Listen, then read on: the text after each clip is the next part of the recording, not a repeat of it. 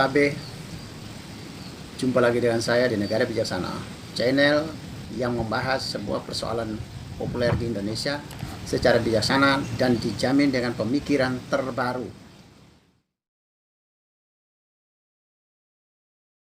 Hari ini saya ingin berbicara soal di negara Indonesia saat ini lagi melakukan kegiatan vaksinasi COVID-19. Yang menjadi masalahnya di Indonesia saat ini adalah pro kontra. Ada yang menolak dengan berteriak-teriak, dengan memarah-marah, dengan memaki-maki pemerintah dan semua pihak. Ada yang menerima, menganjurkan banyak orang untuk masyarakat untuk ikut mensukseskan vaksinasi COVID-19 ini. Nah, sehingga terjadi di Indonesia jadi ribut, jadi rame, media massa dan segala macam jadi rame ya. Di gedung-gedung DPR, gedung-gedung pemerintah jadi ramai. Sehingga saya melihat malah energi bangsa begitu terkuras untuk membahas itu saja sampai terkuras sekali. Nah, jadi memang yang saya ingin bicarakan sini demokratisasi di dalam vaksinasi COVID-19. Bagaimana kita menerapkan demokrasi dalam program vaksinasi COVID-19. Apakah harus tolak, atau harus terima, atau harus ribut-ribut, atau harus diam-diam? Begini, demokrasi atau demokratisasi memang memberikan orang banyak kebebasan. Kebebasan berpendapat, kebebasan berpikir, termasuk kebebasan dalam memilih divaksin atau tidak. Vaksinasi COVID-19 ini memang ini dianggap baru karena ini adalah sebuah virus baru. Tetapi kasus seperti ini di Indonesia itu setiap hari di puskesmas kita itu sudah terjadi vaksin polio, vaksinasi TBC, vaksinasi campak dan bermacam-macam. Balita itu sebelum mencapai usia 5 tahun itu ada belasan vaksinasi ya. Tapi ada yang menerima, ada yang tidak. Tetapi itu tidak jadi persoalan, tidak dihebohkan selama ini. Orang yang ikut vaksinasi campak tidak masalah, orang yang tidak mau ikut tidak masalah juga. Tapi kenapa di vaksinasi COVID-19 ini terjadi keributan pro kontra? Yang tidak setuju kok heboh, yang setuju juga heboh. Kalau itu di negara bijaksana ya, sebagai negara demokrasi, pemerintah wajib melindungi warganya.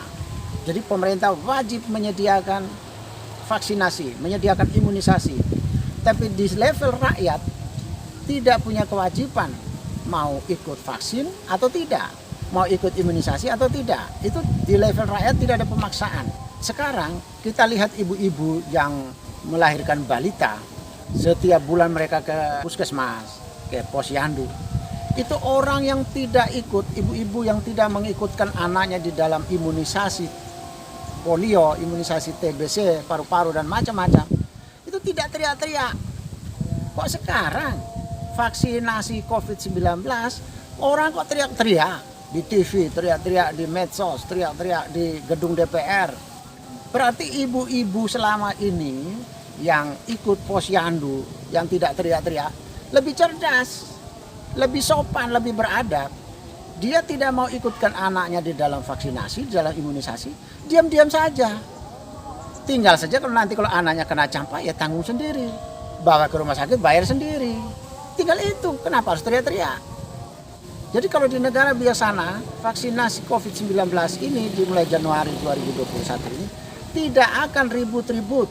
Yang ada cuman kampanye ayo ikut vaksinasi COVID-19.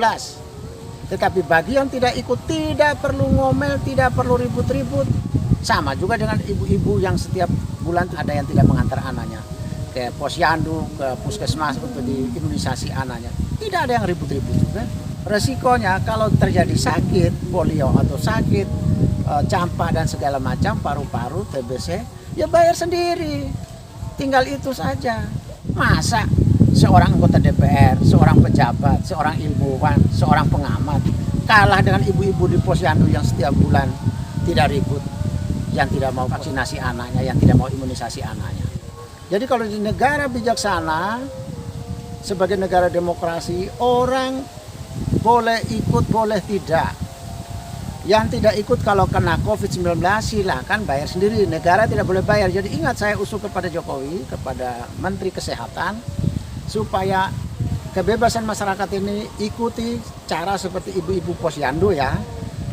Kalau terjadi COVID, kena bayar sendiri. Negara tidak boleh berkorban lagi. Itu satu. Yang kedua, kepada yang ikut vaksinasi COVID-19 diberi kartu vaksinasi. Sehingga mereka ini kalau melakukan perjalanan diperiksa kartunya sebagai orang yang sudah vaksinasi, maka mereka dianggap sudah punya antibodi di dalam tubuhnya sehingga mereka boleh melakukan perjalanan.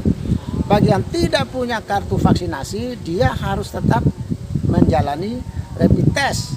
Dia tetap diminta surat perjalanan sebagai orang yang bebas COVID. Jadi dia tetap menjalankannya. Yang lain tidak perlu kalau sudah ikut vaksinasi asal tunjuk kartu. Yang berikut, bagi yang sudah ikut vaksinasi kalau masih sakit COVID-19, negara tetap bertanggung jawab.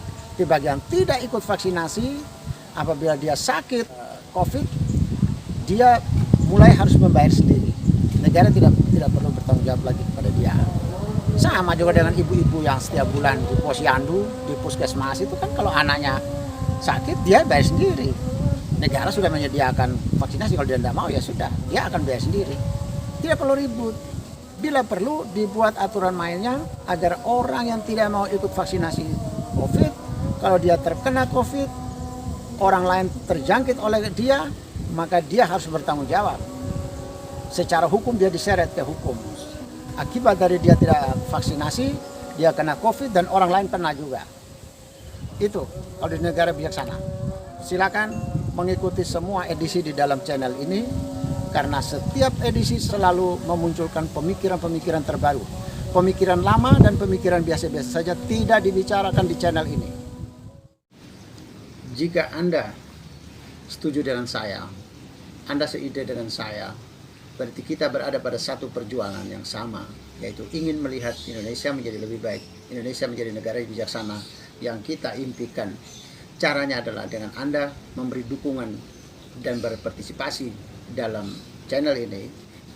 Subscribe di bawah channel ini, bunyikan lonceng di sampingnya untuk menunjukkan Anda berlangganan secara gratis, dan ada pemberitahuan setiap kali saya mengirim edisi baru. Dan jika Anda setuju dengan ide ini, jangan lupa bagikan ke semua relasi Anda.